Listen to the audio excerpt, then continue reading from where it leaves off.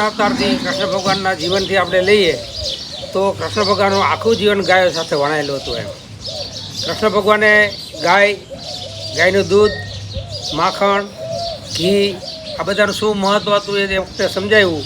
અને કૃષ્ણ ભગવાને જે ગોપીઓ જય ગો માતા વંદે ગો માતરમ.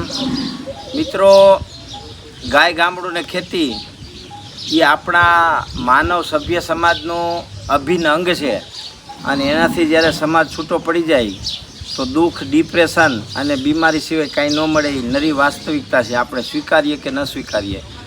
ત્યારે શિક્ષણના હિમાયતી અને ખાસ કરીને લેવા પટેલ સમાજના અગ્રણી, જેમણે પોતાનું આખું જીવન સમાજને શિક્ષિત કરવામાં એમ કહેવાય કે આપી દીધું, એવા શામજીભાઈ ખૂટ રાજકોટ લેવા પટેલ બોર્ડિંગના પોતે વર્ષોથી ચેરમેન છે અને ખૂબ સફળતાથી ચલાવ્યું છે. પોતે માર્કેટયાર્ડના ચેરમેન પણ રહ્યા છે.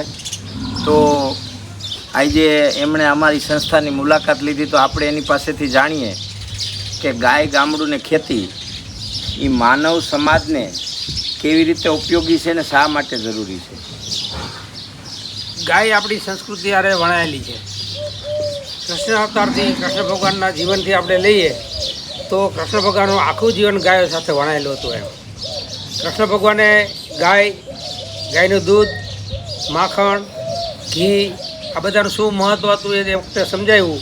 અને કૃષ્ણ ભગવાને જે ગોપીઓ મહી વેચવા જતી હતી એને લૂંટતા, એનું મુખ્ય હેતુ એ હતો કે ગાયનું દૂધ, ઘી, મહી, માખણ બધું બાળકોને ખવડાવો, તમે ખાઈને તંદુરસ્ત આવો, વેચીને નહીં. મેં અગાઉ ભીખાભાઈ બામણિયા રાજકોટ ડેરીના ચેરમેન હતા ત્યારે દૂધની નવી મંડળીઓ શરૂ થતી ત્યારે મને એ લઈ જતા. હું ત્યારે યાર્ડનો પ્રમુખ હતો. મેં એક બે જગ્યાએ એવું કીધું, ભીખાભાઈ બધા જ ખેડૂતોને, આગેવાનોને બધાને એવું કહે, ગૌપાલકોને, કે તમે વધારેમાં વધારે દૂધ ડેરીમાં ભરો, વધારેમાં વધારે દૂધ ડેરીમાં ભરો. મારો બોલવાનો વારો આવે એટલે હું કહું કે તમે ડેરીમાં દૂધ પછી ભરજો, પહેલાં તમારા બાળકોને ખૂબ ખવડાવો, તમારા બાળકોને ખૂબ ખવડાવો. જો તમારા બાળકો ખાધે પીધે સુખી નહીં હોય, શરીરે લોટકા નહીં હોય, તો તમે ડેરીમાં ભરેલા દૂધના પૈસા કોઈક આંચકી જાય, એ બચાવી નહીં શકો એમ.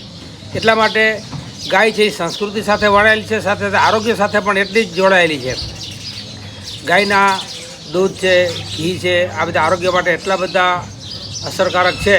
પણ માણસ દુઃખી એટલે થયો કે એ કુદરતના નિયમથી વિમુખ થયો. નાની ઉંમરમાં જુદા જુદા જાતના ગંભીર રોગો થયા. માણસ કુદરતથી દૂર થયો. ન સૂવાના સમયે સૂવું, ન ઉઠવાના સમયે ઉઠવું, ન જમવાના સમયે જમવું.